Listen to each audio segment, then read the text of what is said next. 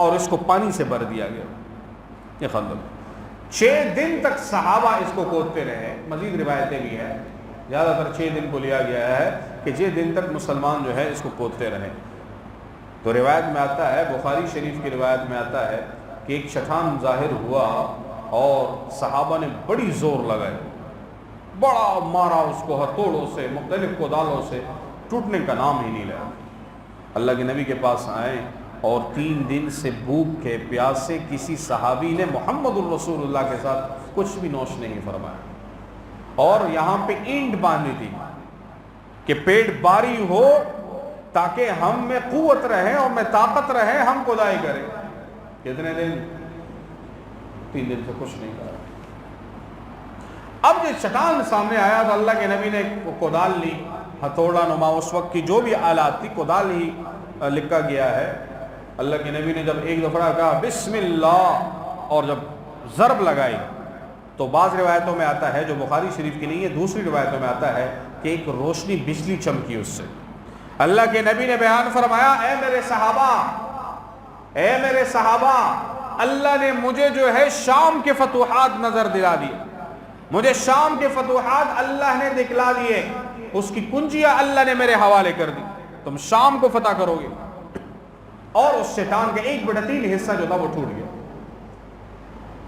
اب اللہ کے نبی نے جب دوسری دفعہ بسم اللہ کے ساتھ ضرب لگائی تو کہا, اے میرے صحابہ, اے میرے صحابہ, فارس کے سارے محلات میرے سامنے اللہ نے ٹکا دیے اور اس کی کنجی اللہ نے میرے ہاتھ میں تما دی, اس کے فتوحات بھی تیرے حصے میں آئی. پھر تیسری دفعہ جو ضرب لگائی تو اس سے ایک ایسی روشنی نکلی, پتھر ریزہ ریزہ ہو گیا. دوسری دفعہ 1/2/3 گرا. تیسری دفعہ جو کیا مکمل پتھر ٹوٹ گیا. اللہ کے نبی نے بیان فرمایا, اے میرے صحابہ, اللہ نے مجھے یمن کے سارے مناظر دکھا دیے اور یمن کی کنجیاں اللہ نے میرے ہاتھ میں تما دی. یہ بھی صحابہ تیرے ہاتھوں میں اللہ اس کی کنجیاں تما دی. یہ فتوحات وہاں تک گئے. اب دیکھیں نا, یہ عقیدے اور عقیدت کی بات ہے. منافقین بھی تو تھے نا ساتھ میں, منافق بھی تھے. وہ کہتے ہیں 3 دن سے بھوکا ہے, پیاسا ہے, پیٹ پہ پتھر باندھا ہے, اور وہ کہاں کے وعدے کر رہا ہے کہ یمن اور فارس, کیسر اور کسرا کے خزانے تمہارے قدموں میں ہوں گے, فلاں ہوگا فلاں ہوگا. لیکن یہ تو ان لوگوں کو نظر آتا ہے جن کو اللہ نے دیکھنے کی توفیق دی ہو. پہاڑ کے وہ پتھر ٹوٹ گیا, اللہ کے نبی نے حکم دیا اس کو پانی سے بھر دے. اب مشرکین مکہ جو ہے سارا قبائل اپنے ساتھ لے کے مسلمانوں کی طرف آئے. اب جب ان کے گھوڑے سوار دوڑتے ہوئے ہیں کہ آج تو مسلمانوں کو ہم نے ختم ہی کر دینا ہے. اب جب خندق پہ پہنچے انہوں نے دیکھا, انہوں نے کہا, اے عرب, یہ تو دھوکہ ہے, یہ تو دھوکہ ہے. عرب میں کبھی یہ دستور نہیں تھا کہ وہ ایسے خندق کھود دے.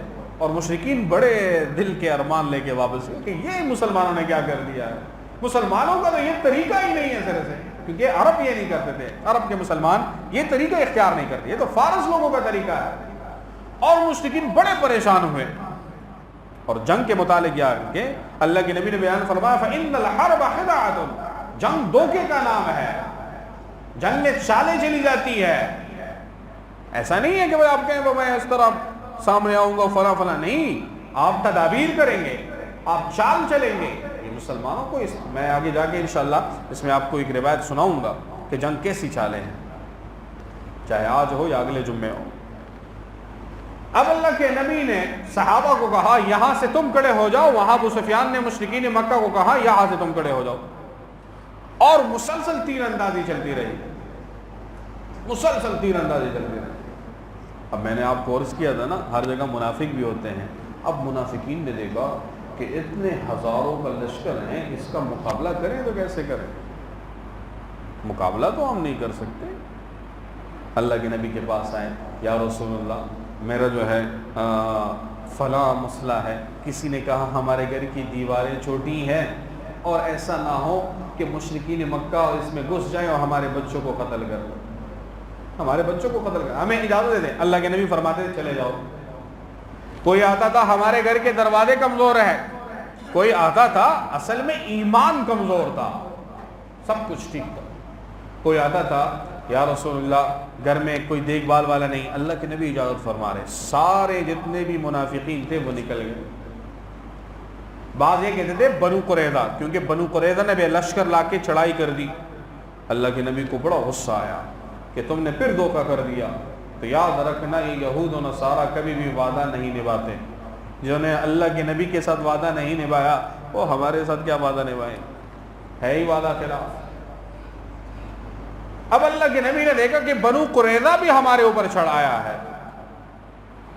تو اللہ کے نبی نے سعد بن معاذ رضی اللہ تعالیٰ اور سعد بن عبادہ رضی اللہ تعالیٰ مہاجرین و انصار میں سے.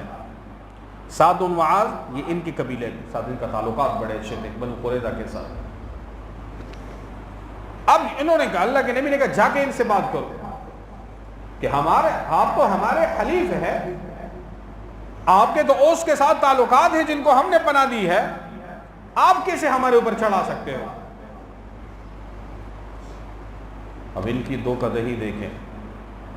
یہ دونوں صحابہ گئے اور کعب بن اسد کو کہا کہ اللہ کے دشمن تو نے تو ہمارے ساتھ وعدہ کیا تھا، یہ دیکھو یہ ایگریمنٹ ہے جس میں لکھا گیا تھا کہ میں مسلمانوں کے خلاف نہ اپنی تلوار نکالوں گا نہ کسی کے ساتھ تلوار سے مدد کروں گا.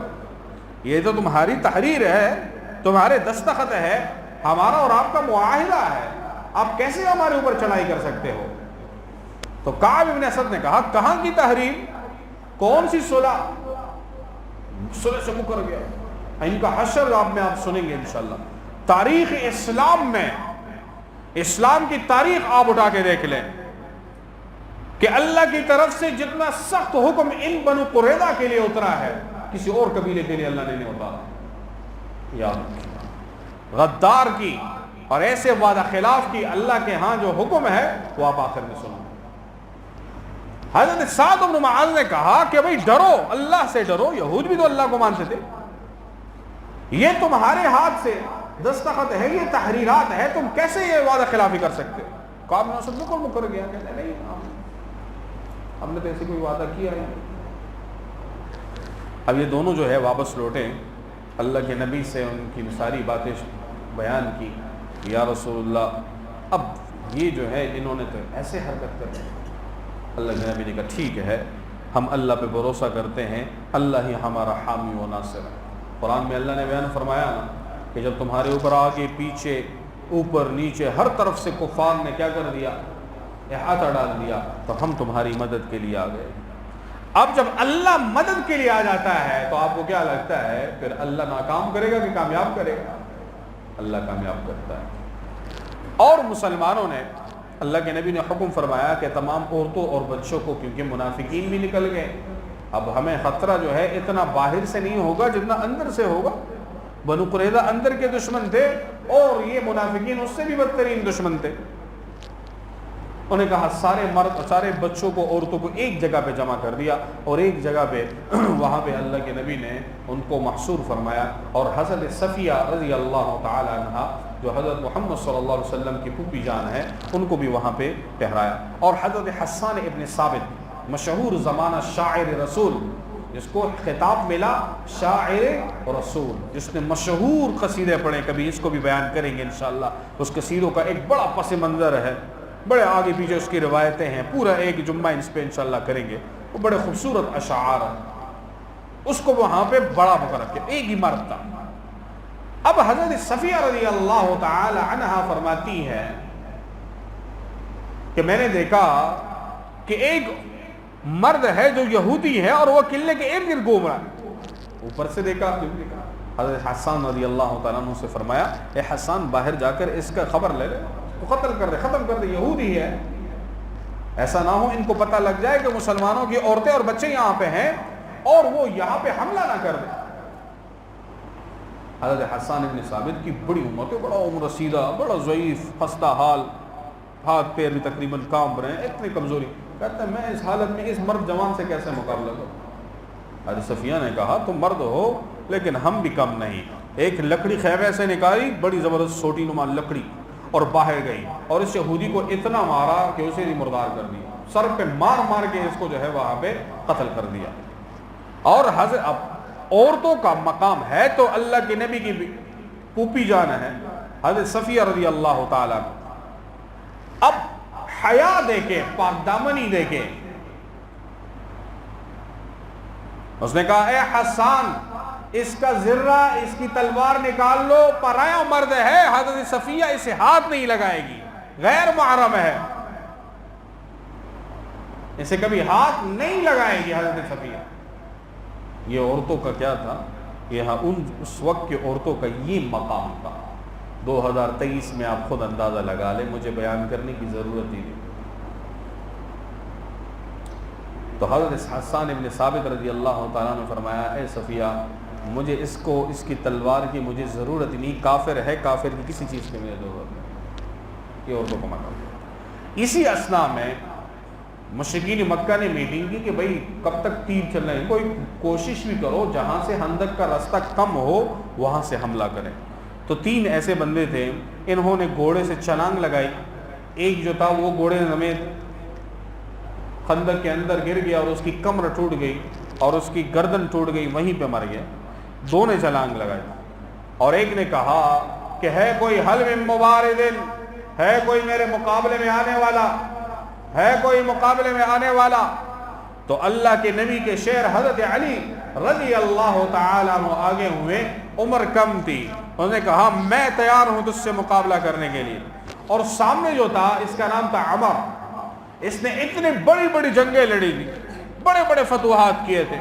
اس نے کہا تو بچہ ہے، تو میرے سامنے کہاں کھڑا ہوگا، تو میرے سامنے کہاں کھڑا ہوگا، تو تو بچہ ہے۔